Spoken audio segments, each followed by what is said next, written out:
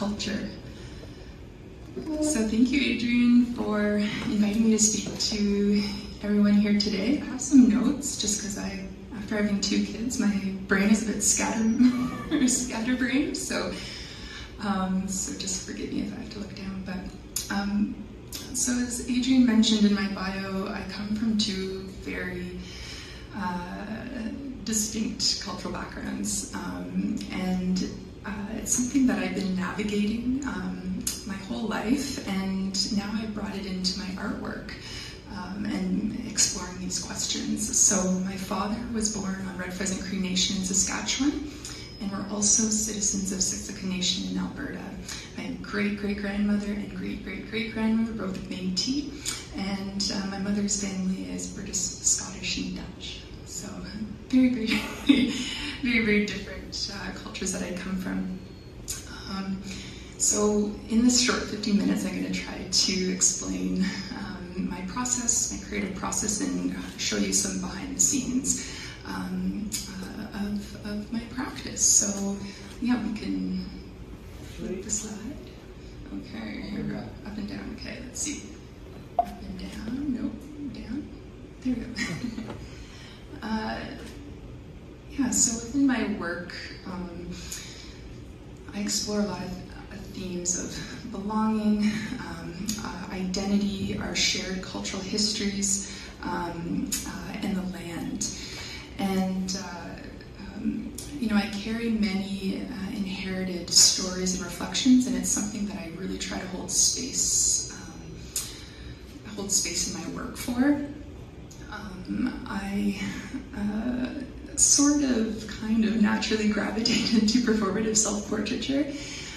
It's something that I've always had to kind of work through. It's not something that comes naturally to me, but when I was in school, in university, I was starting to explore these very personal questions, so it kind of made sense for me to be in my photographs. I was very inspired early on by artists like Tracy Moffat, Rebecca Belmore, Laurie Blondeau, Shelley Nero, Cindy Sherman, Frida Kahlo, Anna Mendieta, just to name a few. And I was really drawn to how these women could use their bodies to hold stories and kind of show different transformations of themselves. So you might see different influences of them in my work. What else did I say about this? Yeah, so my work I find isn't just a classic self-portrait. Usually I'm embodying different aspects of myself, different characters. So, sometimes I'll find myself, kind of showing an aspect of myself. Sometimes I'm embodying a family member, kind of giving voice to them, or sometimes I'm, kind of trying to, again, embody kind of a story that I've been told, or maybe a traditional Nehio story.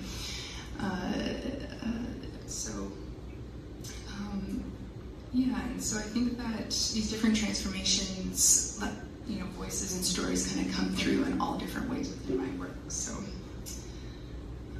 let's see. Okay, so here's kind of a behind the scenes look at some of my work.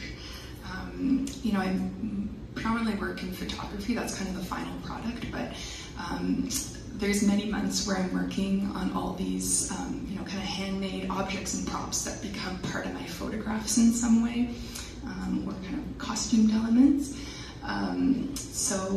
You kind of can see kind of the different stages. So when I'm starting out my research, like a project can take a couple years from beginning to end. And, I kind of, when I'm starting a new project, I'm kind of looking at articles that I've saved, bits in a book that I've highlighted, little sketches or notes that I've carried around in my purse that I've written down, jotted down, and I start to kind of like look at common threads.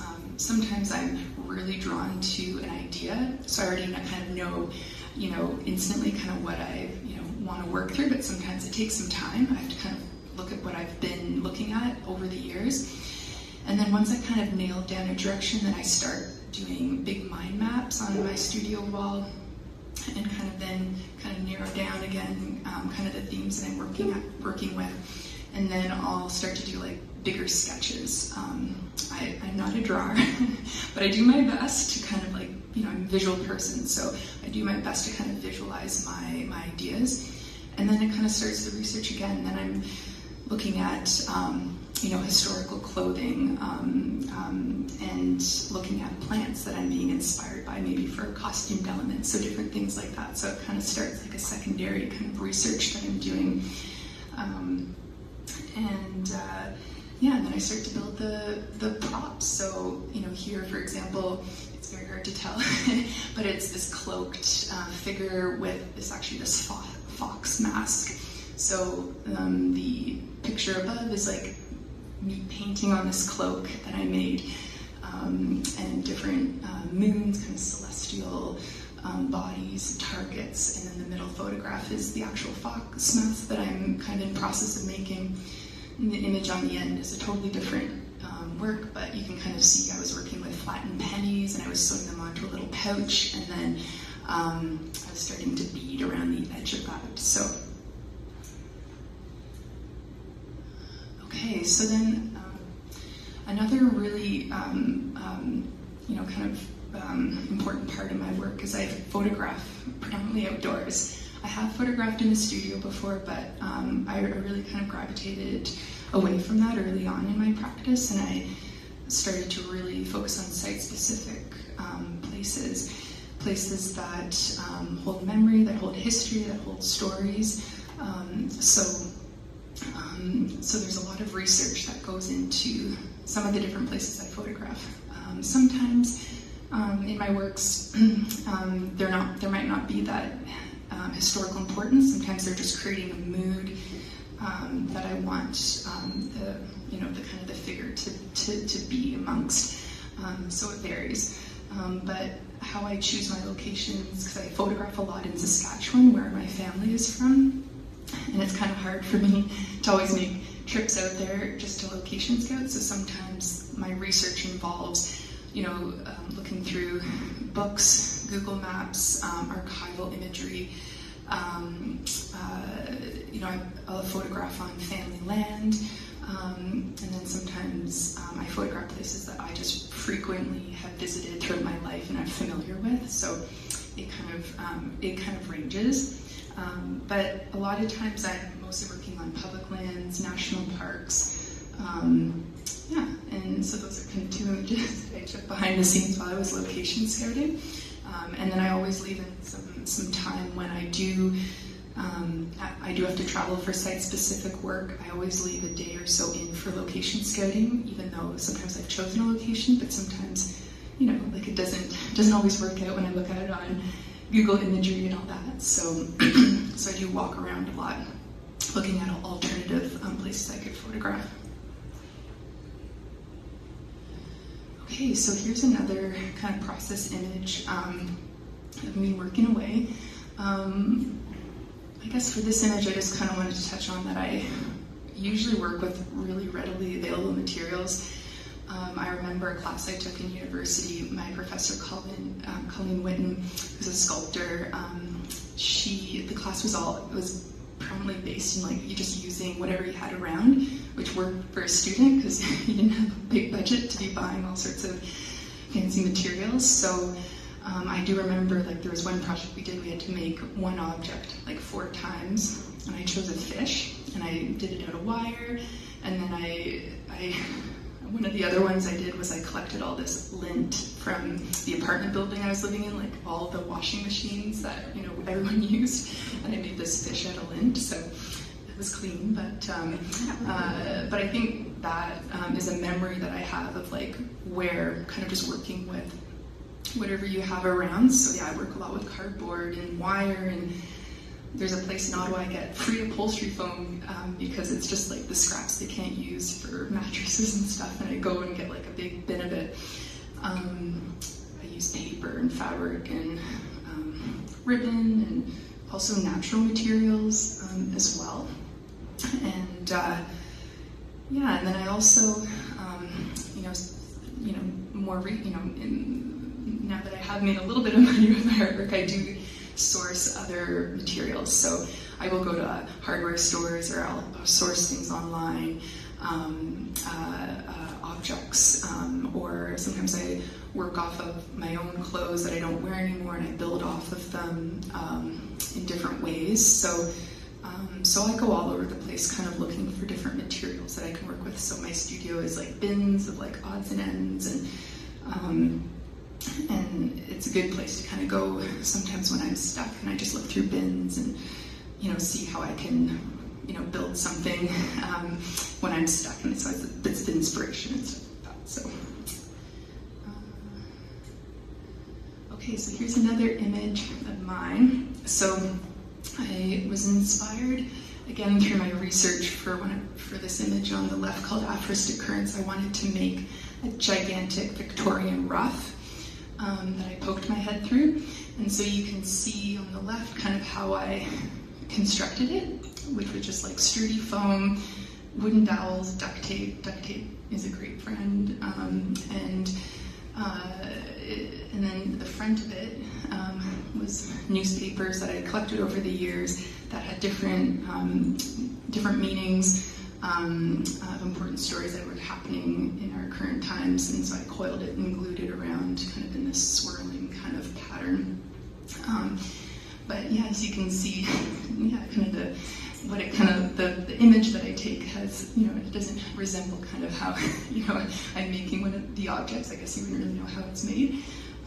But it is a lesson in like measuring your artwork before you make it, because I was living in a house at the time and my studio was in the basement, but I had this great idea, and I wanted to make it 6 feet in diameter, and then when it was ready to get out of the basement, it did not fit. So me and my husband had to like crack it in half, fold it in half, and push it out. And so that's what you see. There's duct tape, probably mostly to repair those bits. But yeah.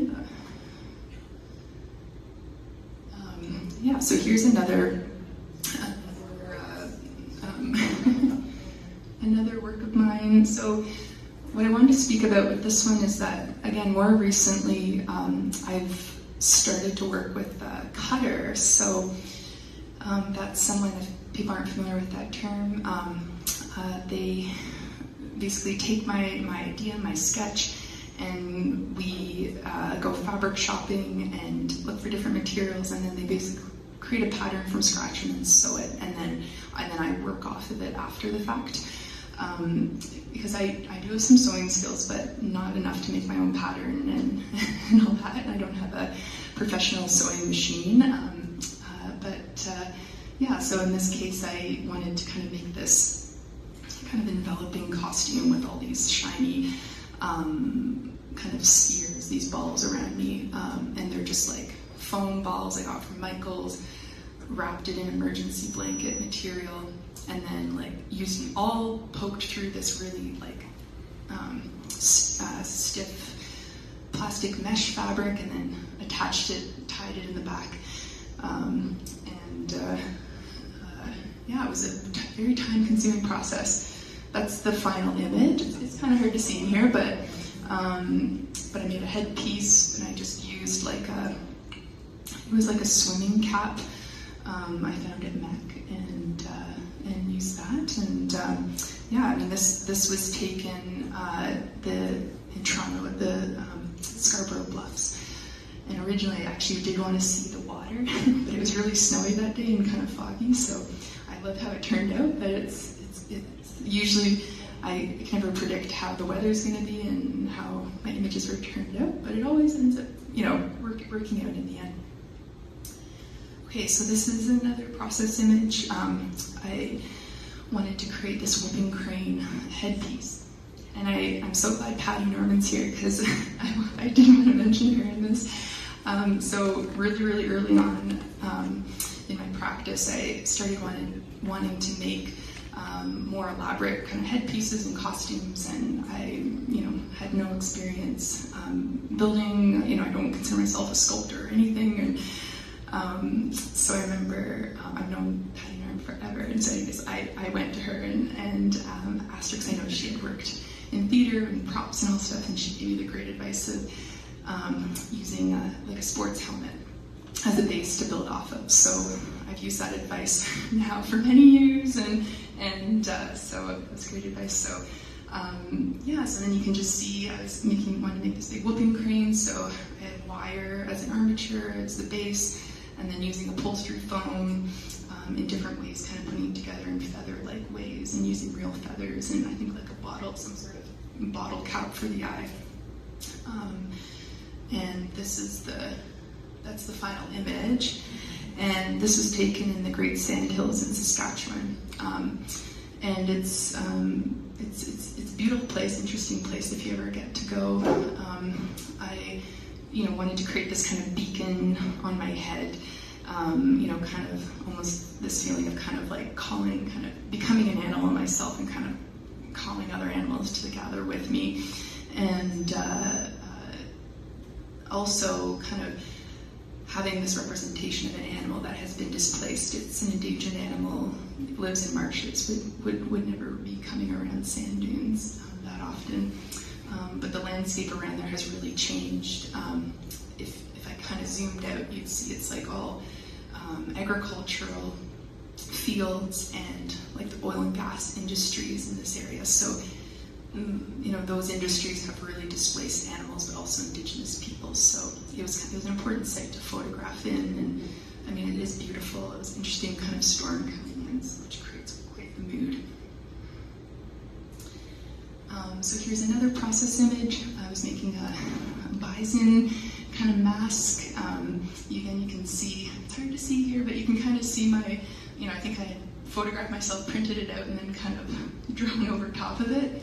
But you can see how I use that hockey helmet as a base and wire, and then I create this armature for the kind of the horns, and then wrapped it with fabric and painted it. And I think I'd originally thought like I'd have some sort of ribbons or fringe or something going in front of my face, but I changed the idea to have this more of a mask of the skull in front of my face.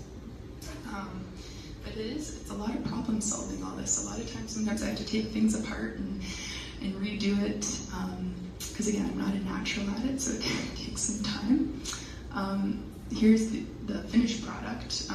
This was taken in Lake Diefenbaker out in Saskatchewan, and so this was I guess an example of a story that I had heard by the Plains Cree knowledge keeper, Mary Hennique, and it was about the Buffalo Child Stone. And it was this, in this area there used to be this really big stone, this big erratic, and it was an important gathering place for my ancestors, but also bison. And the story is a very, very long story, and I don't have time to tell it all today. But if I could just really condense it for you guys, there was this little boy that fell from his parents' sled after they were leaving this area. And a herd of bison found this little boy and took him in and raised him as one of their own. And he grew up with them, never knowing that he was any different from them. But one day he was looking in his reflection and he realized that he looked different. And so his bison father, kind of explained what had happened and encouraged him to go to his human family and get to know them, and also let them know that he was okay. So he did that, lived with his human family for many years, and then, had this feeling that something was missing and he missed his bison family. So he went back to his bison family, and his bison father said he can't keep going back and forth. He has to choose one or the other. And he gave them some options, and he chose, instead of choosing one or the other, that he'd become stone for eternity in this place that both his families come and visit every year. And so this big stone actually looked like a bison lying on its side. And sadly, this stone was destroyed in order to make this man-made Lake Diefenbaker in 1966. And I was really drawn to this story, just I think when I was thinking of my own identity of belonging to two cultures, and sometimes having that feeling of having to choose one or the other to identify with. And so, anyways, in this story, I'm, becoming this kind of, this reimagined spirit of the Buffalo Child Stone. And just a last point of details in the image, this kind of, the mask kind of represents those two sides. So on the yellow side, you see this kind of representation of a teepee ring, which are stones that are left behind, after a teepee is taken down. And then the other side is the painting of Miro, Blue 2. So looking at that kind of Indigenous European side of it. So I think 15 minutes. We can have time for a quick question.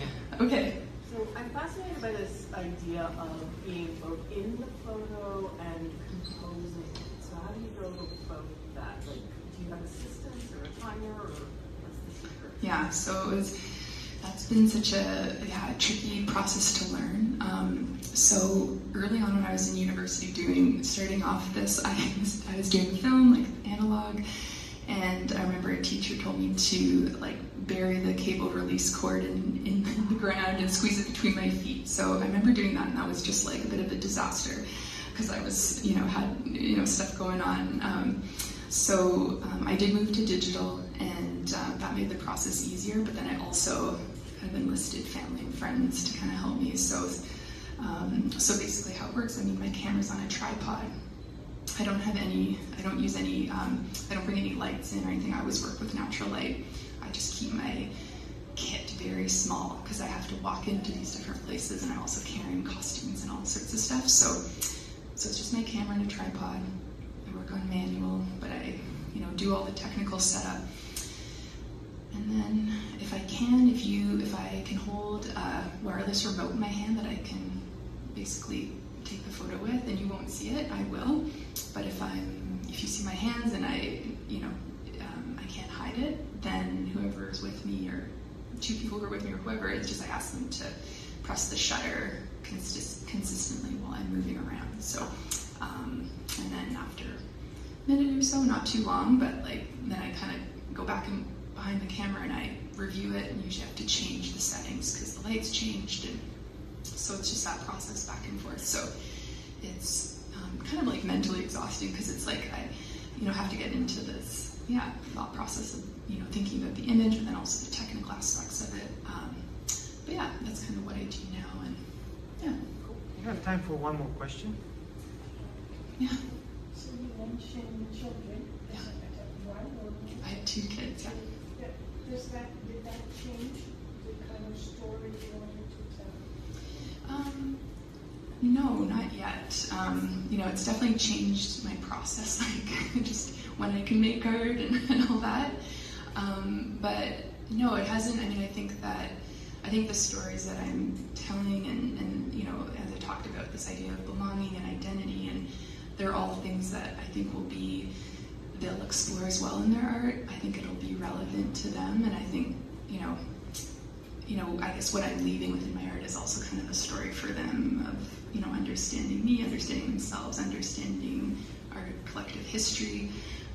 But I'm working on new work right now, and I'm trying to find little ways to include them in some way.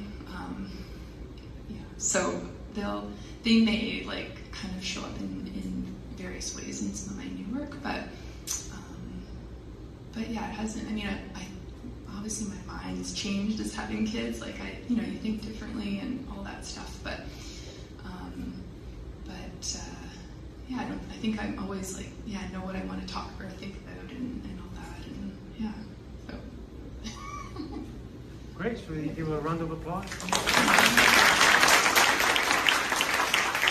So when Adrian suggested that I speak about my work tonight, and that I was going to be here, I thought what a really appropriate moment to talk about another young and talented young woman, Canadian-born woman artist who has been almost forgotten and who practiced 110 years ago, and who is going to be our featured exhibition opening on May 8th, soft opening and a formal public opening reception on May 14th. So you're all invited to join us for that special occasion if you would like to do so. And it's an amazing story of a woman who really struggled during her time, Victorian and Edwardian period, to be accepted as a professional artist. So I'm sure many can relate either through history or even through personal experiences of how difficult that could be in really finding your voice and really relating to the environment and being au courant with everything that was happening around her at that time. So a little bit about Helen, and this is my current project, so in some way it connects you with my work and what I do at the National Gallery. I oversee the Department of Canadian Art, and we have 2.5 centuries from the first contact with the Indigenous communities here on these lands to about the year of 2000. The last 25 years are considered contemporary, as you know, and so every 5 years we take 5 years of new acquisitions to our collection. So it's a growing collection. It's totally consistently evolving collection that expands. My specification in that area, my area of interest, as Adrian read, is really from the Confederation year of 1867 to the end of the Second World War, 1945. And the Confederation year is not really our own choice because there's nothing special that happens in that moment in year that really defines the art before and after, but it was more kind of a division in administrative handling of the collection that we have inherited. So this is a shot that I just took a couple of hours ago from our title wall that just shows you the title of the show, Helen McNichol, An Impressionist Journey. It was a touring exhibition that was designed by the Musée de Québec, and it went to Hamilton Art Gallery. And I was last night in Montreal for a different event, and a lot of my colleagues were there, and I asked them if they're coming. I said, oh, we already saw the show, and there's no need for us to come. And I said, well, you haven't seen anything. First of all, the National Gallery and my team, we re-envisioned the whole show. We turned it all around. We rewrote the whole text. We doubled the amount of works. And we created completely new teams with one simple mission: to reposition the artist not as a mere derivative of the French Impressionism and not really compared to what Mary Cassatt and other women artists are, and to argue against the old, repeated scholarship that she was a painter of women and children, because those days that was the only thing, domesticity, even women and children, that was attached to female painters. On the contrary, the slides that I'm going to show you, and hopefully when you come and see the show, you will find that out. The breadth and depth of thematics, subjects that she took that were associated with the French Impressionism and predominantly with the male painters of that movement is quite remarkable. From tackling everyday scenes outside in public spaces, market scenes, harvesting, scenes that normally were not associated with female painters, speaks volumes for her brevity, for her quite unique style and her adaptation to becoming a second generation impressionist, because she practiced in the period post-1900 where the French Impressionists were already passé, and that whole movement has taken a different shape. So here are some examples. So first of all, those are the dates. So if you want to come and visit, you can plan. You have a long summer and at the beginning of fall. The show is on until October 12th. And here is Helen McNichol. The shot was taken in her studio, which was in St. Ives, Cornish School of Landscape and Seascape Painting in Cornwall, in England. She had arrived in England in 1902 at the age of 23, and she had signed in after taking lessons at the Slade Academy for about 2 years, traveling across Europe, and then suddenly deciding that that is the school where she wanted to explore and learn painting en plein air, a subject that was very popular among European artists. One thing that was actually important for her was that she lost her hearing at the age of 2. So her communication with the outside world were very limited at that time. People who were with the hearing impairment were actually taught to read lips as opposed to use the sign language, and that was the case with her in Montreal, but still communications were difficult. It is here in St. Ives that she meets her lifelong partner in life and also in art, the leading British Impressionist Dorothea Sharp. So for the first time, we are bringing 3 paintings by Dorothea Sharp that are in context and also related to the work of Helen McNichol, which is really another kind of opening of new scholarship and looking at her influences and taking up a whole different approach to post-1900 Impressionist painting within the British Impressionist tradition rather than the French. So you can see a very multi-layered approach to the exhibition that really goes against the grains of the old scholarship. Here's a portrait of Helen as a young girl by Robert Harris, a leading portraitist artist in Montreal who was close to her family, who had known her father, who was at the time the vice president of CPR. Very affluent, very wealthy family in Montreal, very well established with their own personal collection. So you can imagine those days growing up in that very protected, the Golden Mile Square in Montreal neighborhood and being exposed to all those interesting collectors like Sir William Van Horn and others who were the leading collectors in Montreal. This is our lead image, and it just shows one of those early images around 1910, fresh from school and experimenting in the Impressionism, and already being so mature and so accomplished in her approach to either the bright palette or the broken brushstroke or the affinity to atmosphere and open air painting, which was so well associated with all the elements and signs of Impressionism. I should say that the National Gallery has only 2 images, only 2 paintings by her.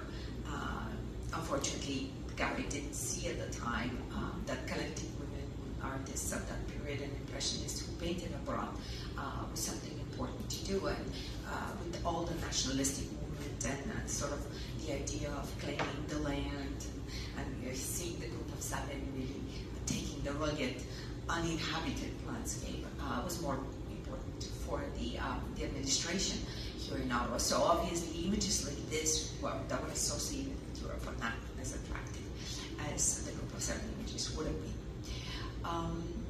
So it comes to 1906, and while working and living in England, that she sends this painting, September evening, to Montreal, to the Art Association of Montreal annual exhibition, which was one of the leading exhibition venues those days. There were 3 really important places where an artist like yourselves could exhibit: the Art Association of Montreal, the Ontario Society of Artists, and the Royal Canadian Academy. And even then, it was complicated because you had to be an associate member or a full member to the one of those organizations. So her first image in 1906, of which we only have descriptions in the press, gets accepted. And by 1908, the Art Association establishes the annual award, the Jessie Dow Award. So that inaugural award was taken or awarded to Helen McNichol for this painting, September evening, in 1908. And that award of $200 was shared with William Henry Clubb. They were both classmates in Montreal in the class of William Brimner, one of the leading Canadian teachers at the time. And as you can see, that lovely image, which is also painting the confidence of somebody who knows what it means to paint in plein air, to be an Impressionist, and with all the attributes and elements of Impressionist painting is done. This painting is in our collection, so we're happy to unite them both for the first time. Actually, I shouldn't say unite them both, because we located the September evening by Helen McNichol, and we were hoping to get it. And in December, the owner passed away, and his house was robbed after he passed away in Montreal. I'm sure you probably read in the newspapers in December. So we now lost the whereabouts of that painting, because that painting is one of the missings. But we decided to reproduce it in the mural on the wall, so that at least a comparison can be made. Now, this is the second painting that is in our collection, and it is in the the section of the celebrating harvest, because it's such an important series of her art, but also for myself and my colleagues, there's also quite an interesting moment, because it was our first founding director, Eric Brown, who went to see the annual Art Association show and had singled out that painting from the show and purchased it for the National Gallery collection immediately in 1912. So you can see also his vision and his ability to really source out contemporary artist talent at those days and really take the risk, if you wish, to purchase something so important. So I love this painting, and the image doesn't even pay a tribute to how important, vibrant, and luscious and luminous the brushstroke is, and you will see that for yourselves when you visit. But we kept it always in the salon wall, and recently we moved it for that exhibition. But you will see every detail, that the back of the sky, the whole kind of elements of the countryside, the vista, quite remarkably done with that sensitivity to atmospheric light. So a couple of other examples from her harvesting series that really show that diversity.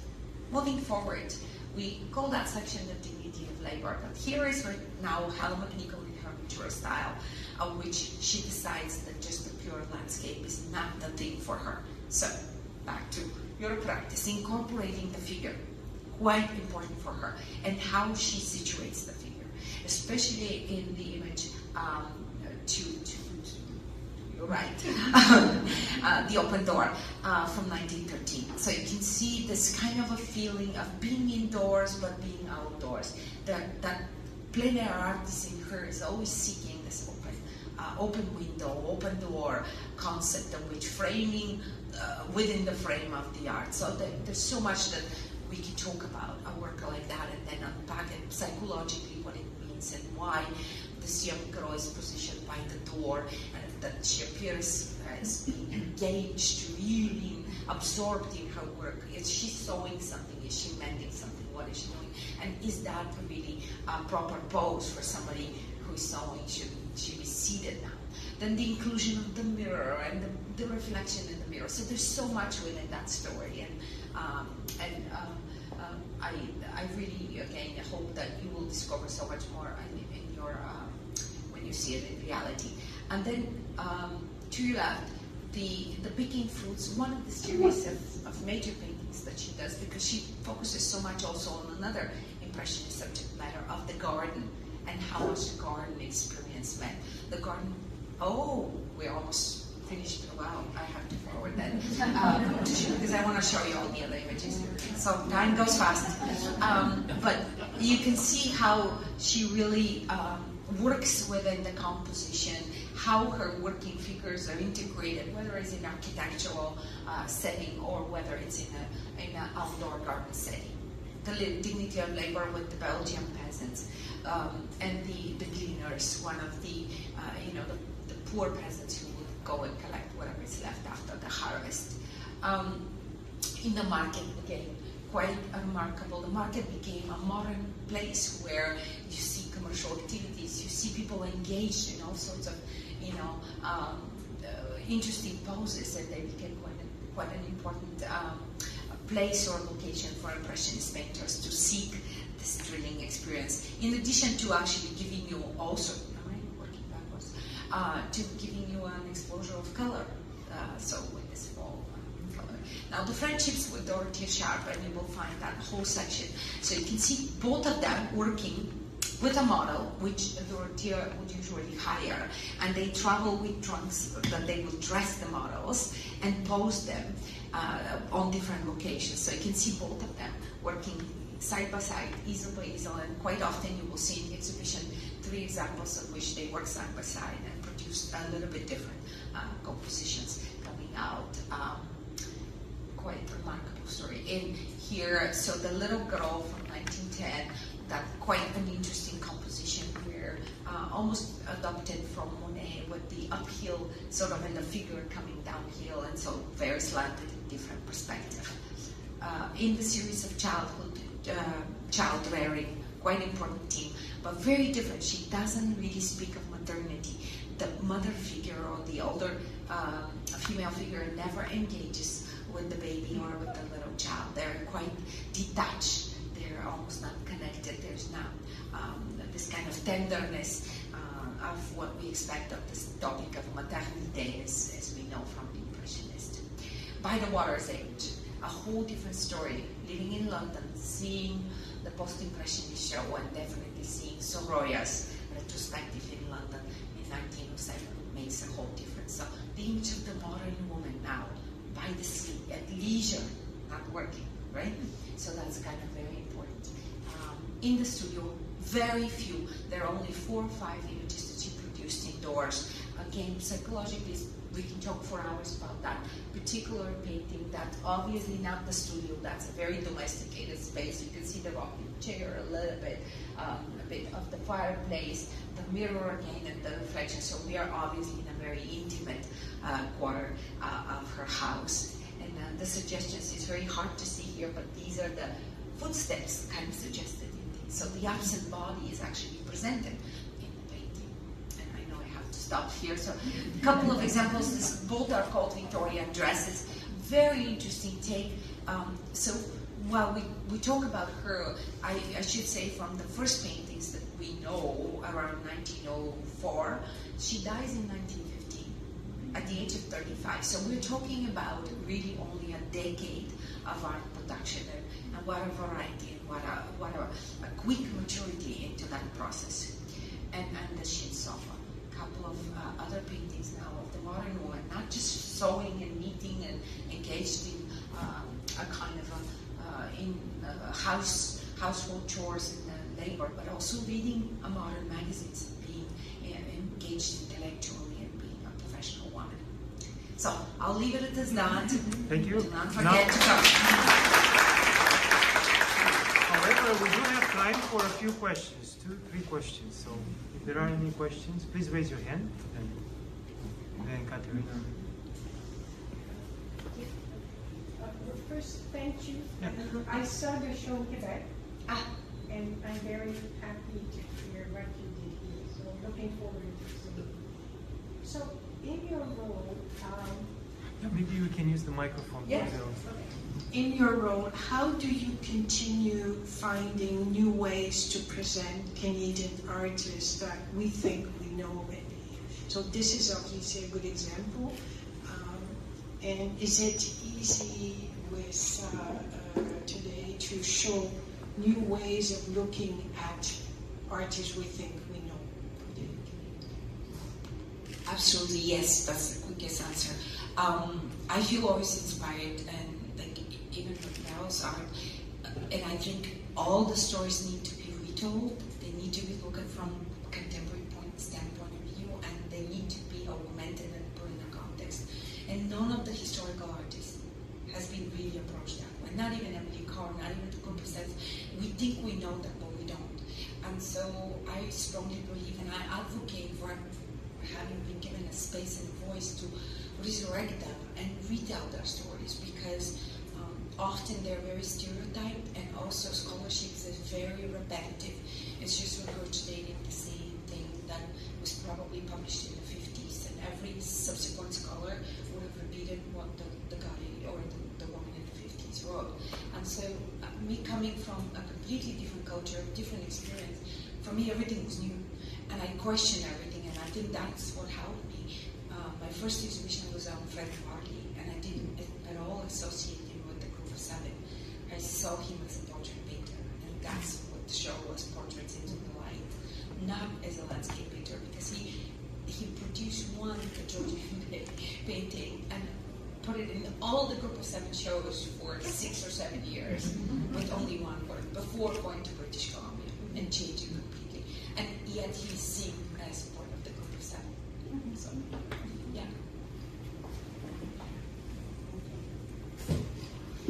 Katerina, I love the part of your process that you haven't talked about yet is you've been able to stand up an exhibition that's double the size, but with the National Gallery only owning 2 pieces. So can you talk a little bit about how you maintain your relationships and your tracking of who Yeah. owns what, and I just find that fascinating. Well, that's a special treat. I think I was fortunate enough when I arrived in Canada. I was 21 years old, and I met Mrs. Beverly Schaefer, became my Jewish godmother in Canada, and she was the head of Sotheby's Canada, and one of the most amazing collectors. And then after and around her, I met some of the leading collectors. I grew up with their collections. Their homes were richer than the National Gallery collection. And so everybody was telling me a story. Just like Meryl was discovering the stories, I discovered their stories. And their stories were amazing because they were searching for decades for one painting, and they would track it down, they would do a research, and that inspired me. So whether I was at McMichael or here, I never wanted to use institutional works. I always look for things that nobody has seen. So if you come, half of the paintings, nobody has seen it. I mean, I went as far as United States to bring Helen Pinker works. And so, of course, to Matthias, when you see that in relation to the other work, it's just magic, and it's there, and it's the story of the artist that needs to be told, or actually not needs to be told, needs to be left alone so that it can be discovered, because they already are telling their stories. They don't need us to reinterpret it. Yeah. Will you be giving a curator talk when this show opens? So I can Yes. know more? Yeah, it's publicized, I think it's on our website, and I believe it's June 12th.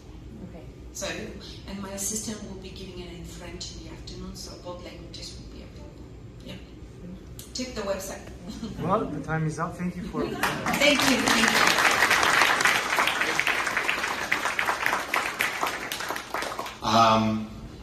It's so weird hearing your voice on a microphone. So I want to thank Adrienne for inviting me and to be along Meryl and Katerina. This is great. I'm going to get as much in my time. I know when I practiced I was overtime, but I will get in as much as I can. So I'm calling this, I took a different angle. I'm calling this Tidbits, Tale of an Unexpected Career in the Visual Arts. Because knowing that I'm speaking to an audience primarily of Ottawa School of Art students, I thought I'd kind of deep dive a little bit and talk a little bit about my journey. And I want to mention this quote at first, where it is by Stephen Andrews, and he said at an artist talk that I attended, "Your best work happens when life happens at you." And so what I'll be talking about are things that were going on in my life throughout my career, well, that ended up in my practice, and also some milestones of my career as I went through. So I'm going to, please indulge me for a moment, I'm going to deep dive back to the 90s with my beret. So I actually, truth be told, I went to art school, but I never intended to be an artist. My plan was to go to graphic design at Algonquin College, but in the 90s, it was kind of taboo to go to college. It was considered lesser than, not today. And I thought, okay, I'm going to go get a bachelor's degree in fine arts, and that's reputable, and then I'll go to college afterwards. And by second year university, I was in painting class, and I had a prof named Catherine Everett, who I adore to this day. And during one of our first critiques, she said to me, "Christos's painting is a good example of beginner painting." And she, crushed my soul.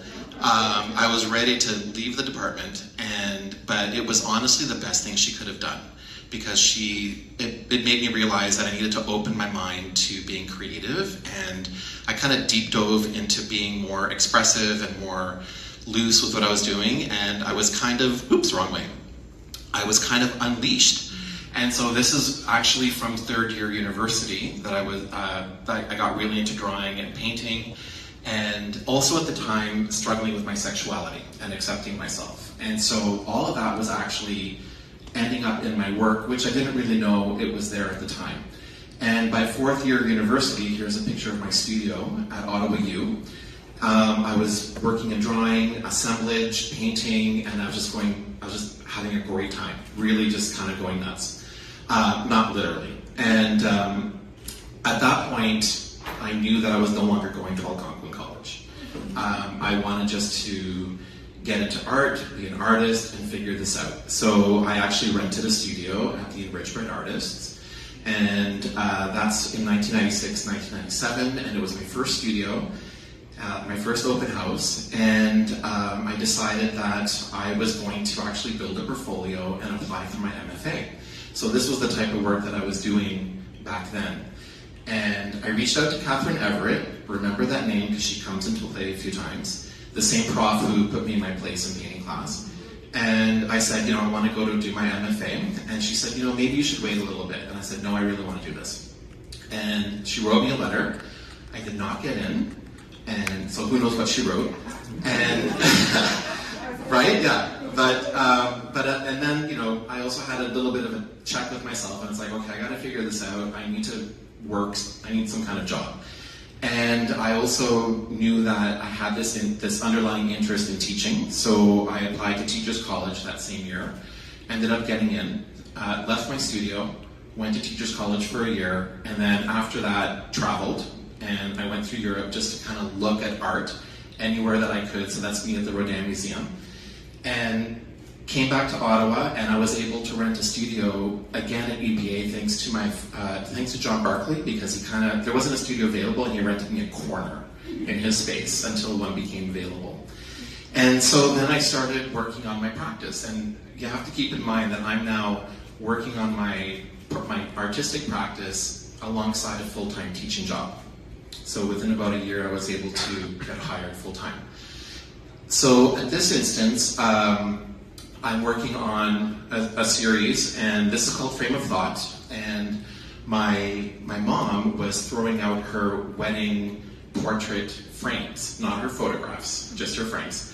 And so I took them, not really knowing what to do, and at that point I started tearing them apart, piecing them back together, sewing them back together, and also using wax and dipping elements in wax. And where material came from was very important to me, so I actually sourced the wax from my church. I'm Greek Orthodox, and they would just never let the candles finish burning. They weren't full beeswax, they were kind of like a mix of paraffin and beeswax, so they were recycling them. So I just asked, can I grab some candles? And I was melting them down, and I just like that layer of memory, people's dreams and hopes and wishes embedded within the wax. And so in this instance, because I was still struggling with my sexuality, it was a very long process for me, because I grew up in a very loving household, but one that was steeped in culture, tradition, religion. This is the path you're supposed to take, right? And my path was now very different. So I was thinking, well, what does marriage look like for me? So I was remaking portraits in my abstracted way through this assemblage of these wedding frames, and also consider that these were in the year 2000, so gay marriage wasn't legal until 2005, right? So I'm also kind of living through that. Oops. And first solo show was at the Ottawa School of Art. I found this last night. So you can see the frame of thought in the corner, just 3 of them. There's actually 8 in total. And another milestone was, at the time, City of Ottawa was having their direct purchases, and I thought, oh, let me give this a try. They're not going to buy these. And they bought 4. So, I was just kind of like, okay, let's keep going. And later on, in 2003, so in a short talk, I'm obviously skipping a lot of work. My mom, again, figures into this. I was at her house, and she was laughing at this letter that she was holding, and I go, what are you laughing at? She's like, oh, there's this letter that your dad received at one point. So my parents immigrated from Greece, but they met here in Ottawa. So I found out that when my dad immigrated, he received a letter from this woman back in Greece basically saying, I'm willing to come to Canada for you, and he never responded.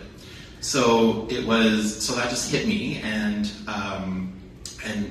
I was invited to be part of an exhibition, and I was working on these envelopes, and then it just kind of all pieced together. So this is called Write Me a Letter, and it's these envelopes all dipped in wax and tied together using wicks. And what's happening here is, because I was just thinking about my dad not responding to this woman, and how, you know, he could have changed your life or not changed your life. Who knows? And so it was like, you know, building barriers between two individuals and who has control of communication and correspondence. And so on one side you have a room is split in two using this wall of envelopes. And so on one side you have the sender, and on the other side you have the person kind of like sitting in wait, which is the receiver. And so, and here's a little detail of it. So again, using the wicks from the candles and so on. And then as time went on, you also have to consider that, you know, this is also a time, I knew a time before technology, like before internet, before computers, before cell phones. And then as that was starting to happen, I was now meeting people in person, but we were contacting each other over email. Not through, I didn't have a cell phone, but we were emailing each other. And so these guys that I was meeting, we were corresponding, and their words were just, you know, very impactful for me. And I started using their words in my work. Part of which is because, you know, you think of the effort that doesn't necessarily go in meeting someone online. Like you have this like quick fleeting interaction, and then you meet each other, and it's kind of like, right? And so, you know, in my practice, I was investing the effort that wasn't invested in the relationship. So in this instance, I took metal printing rods and started hammering these emails into these papers. I couldn't tell you why I decided to do that. But in this one, you can read it. It actually says, "Hey, good to hear from you." But as I was working on this series, and you can see, and I was actually working on it from 2005, 2009, because it was off and on, because this was driving me nuts at one point. And because I was working in the same wooden table, I was inadvertently damaging the table, which meant that paper was getting pushed in, so it was getting ripped apart as I was working on it. So in an unintended poetic way, the fragmentation of the relationship kind of emerged in the work. And so here's the last email where it's like, "Oh, we need to talk." And then all of them there's 34 of them, so they're all in a row, and this is called Impress Me. So from 2005, 2009.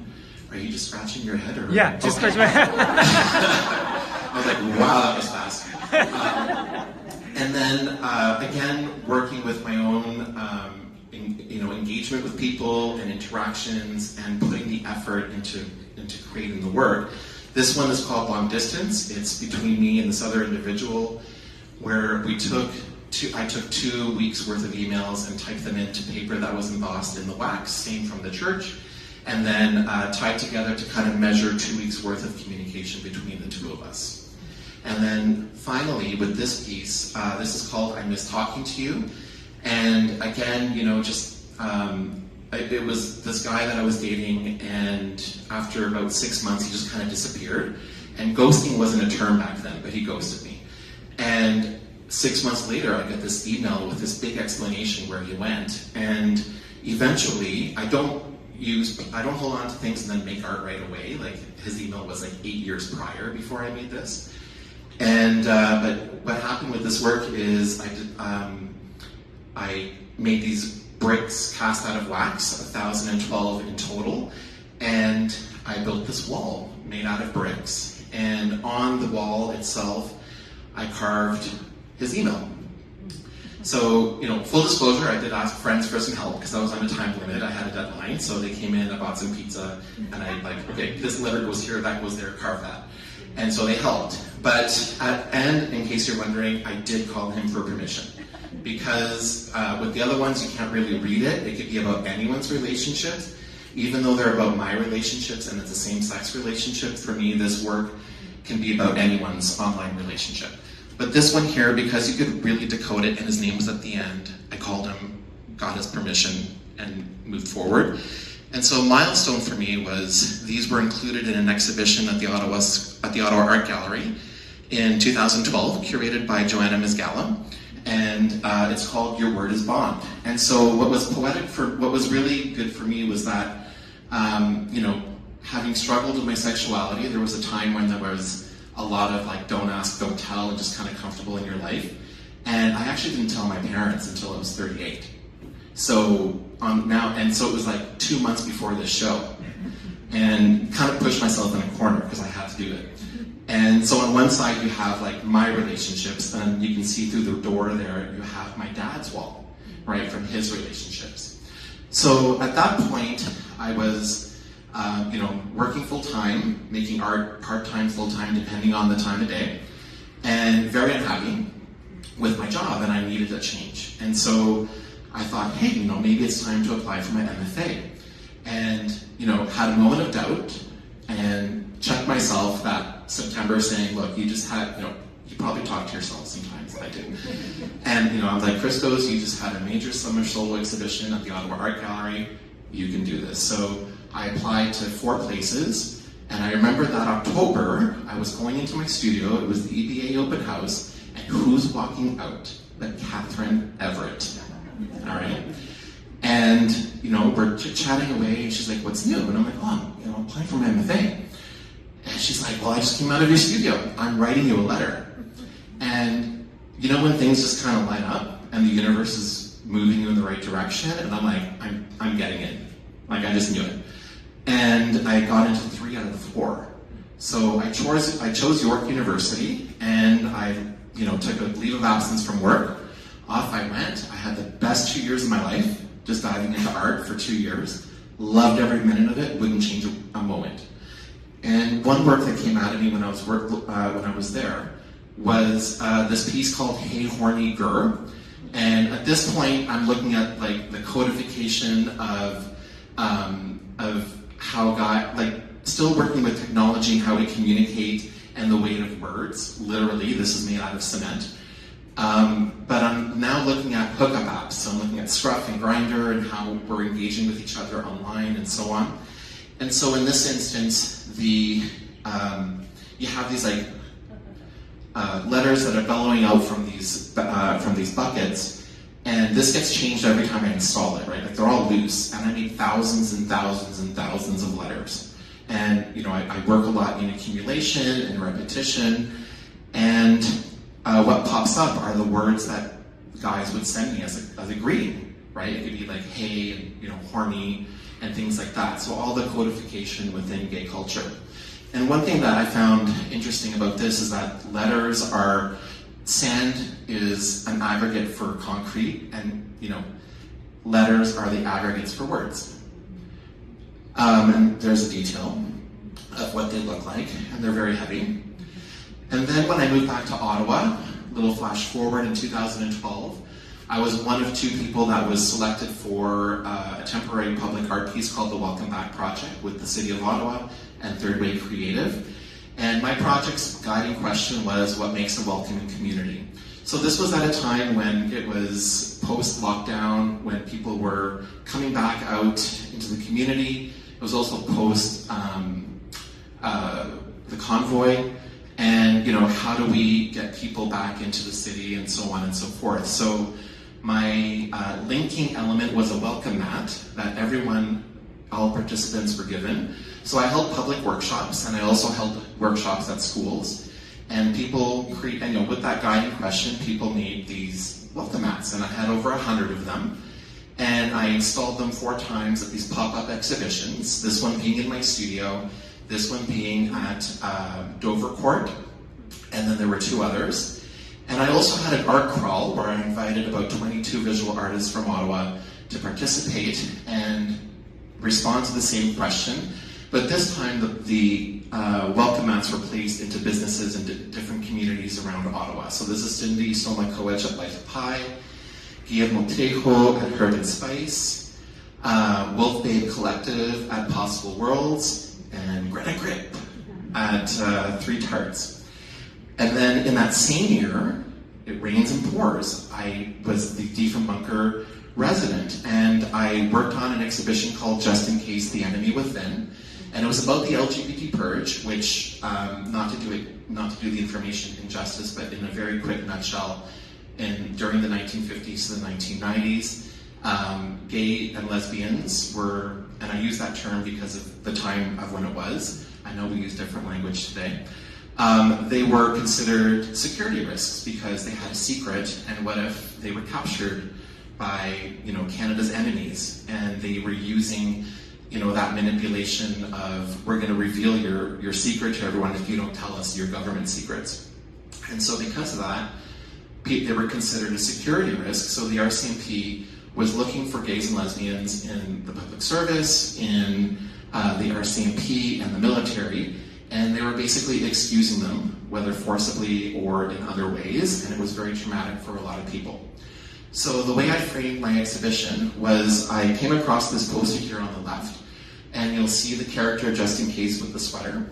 And this is from Civil Defense Canada in the 1950s. And I modified the posters to now make LGBTQ purge posters. But in this instance, now Just in Case is looking for gays and lesbians. And so there's 8 in total, and they reflect the original gay flag from the 1970s with the pink. And you can see here, they're all based on research that I conducted about the LGBT purge. And then another component, so you see the posters at the Deetham bunker, and people then walked into the office, and it was Just in Case's office. So I took this character and portrayed him as an RCMP investigator who was participating in the purge, but he was also secretly a closeted gay man. And so when you walked into this space, you had a desk, which was his office, and on the wall were these tags, and I wanted to actually show the impact of the purge to, about, like, what was the impact of the purge. 9,000 people were estimated to be affected, so there's 9,000 individual tags on the walls, all of them individually numbered and waxed and so on. And a moment for me was that I actually dressed up as the character, so pushed my boundaries a little bit, and showed up as Just in Case. I do not refer to it as a performance. I consider it more of a presence, like I would just sit in the space and just be there. And as you walked into the exhibition, there was also an audio playing over.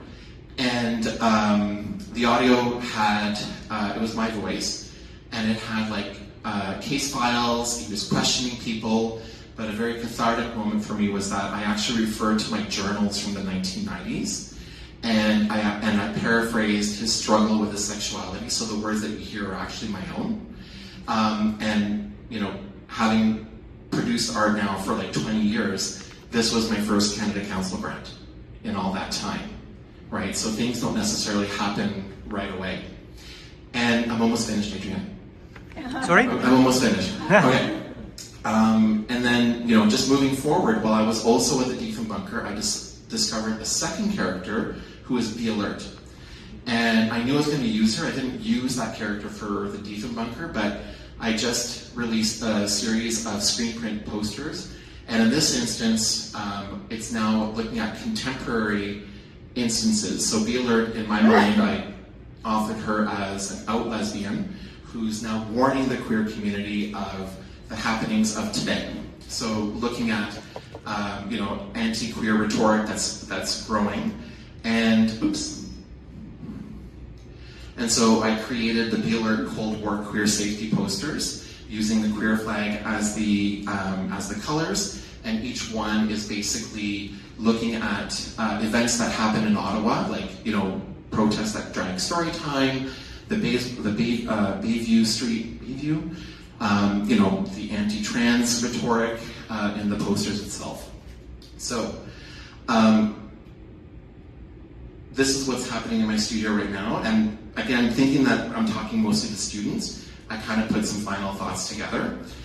In terms of an art practice and final tidbits, always get to the studio and just know that sometimes we'll be there less often than others, and that's okay. It's always good to set your goals, both tangible and intangible.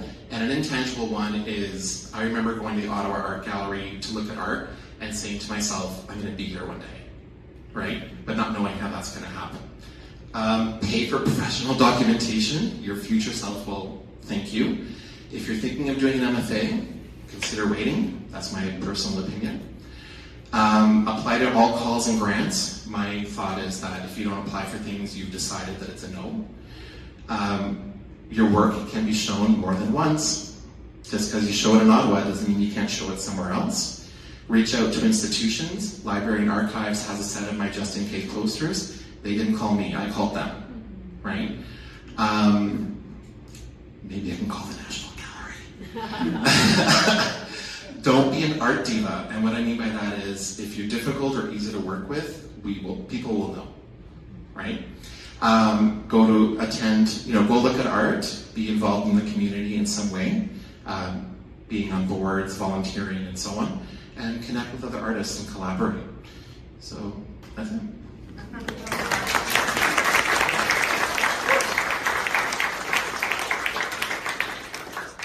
So now questions. We have time for questions. Yeah. So your work is installation. So what do you do in between showing it? And how are you reusing some parts, or because I'm just thinking in a very practical term, it's a few things to have paintings that are accumulating or photographs, but what do you do with what you have? Everything's in storage. So like my wall of wax envelopes just folds up and it's in a wooden box. My cement letters are in crates. I did reuse them for other works, and so that's the only thing I've kind of recycled or reused. Everything else is kind of a one-shot deal. And when I was making my wax bricks, I melted previous work down that I knew I was never going to show again. It's all in my studio. Yeah. So it's full.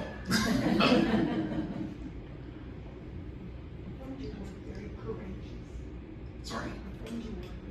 Oh, thank you. Thank you.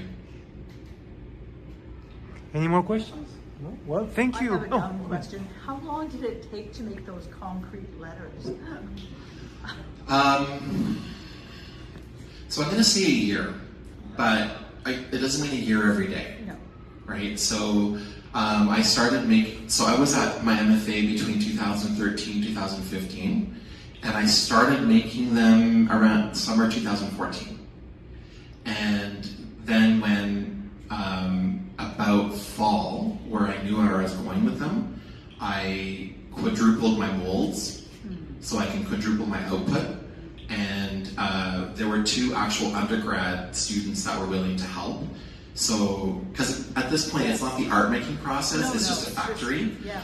And so they would, I would come, like, whatever the schedule, I'd come in, set them up, they need to cure overnight, they'd pop them out, and so that, it was just a factory. So it took a year, but not on and off. So you weren't quite sure when you went into it what you were going to do with them? No. Interesting. Yeah. I love that. Christos, what are you doing now? Are you full-time art? Are you doing some teaching? No, I'm still teaching. I'm actually, it's weird to say this, I'm like 2-3 years away from official retirement, which is odd. So another reason I decided I wanted to get into teaching at the time, because I also found it I looked at it as a means to an end, because I knew that I'd be able to support myself, but also have summers and Christmases and March breaks. So I'm back in the studio. I say back because there was a time there that I was on boards and just kind of busy doing my energy going there. But yeah. So. Can you tell us something about your upcoming show in Orleans? Yeah. So the Orleans show is the Just in Case exhibition, and one that I'm glad that I can show again, because I've after I showed it at the Diefenbunker, again, work can be shown again, and I just sent it out wherever I could, and you're going to get rejection, and I just kept getting no's. And they even have an LGBTQ, an LGBT purge show at the Human Rights Museum in Winnipeg. Yeah, and one of the advisors had come and seen my show, and she tried to get me in it, but they just didn't bite.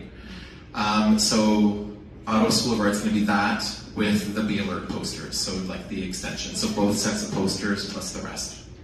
Yeah. Wonderful. Catherine? Oh, no, sorry. One last question. Okay. I find it interesting in the sense that you've almost come full circle in terms of when you first started thinking about art and thinking of graphic design.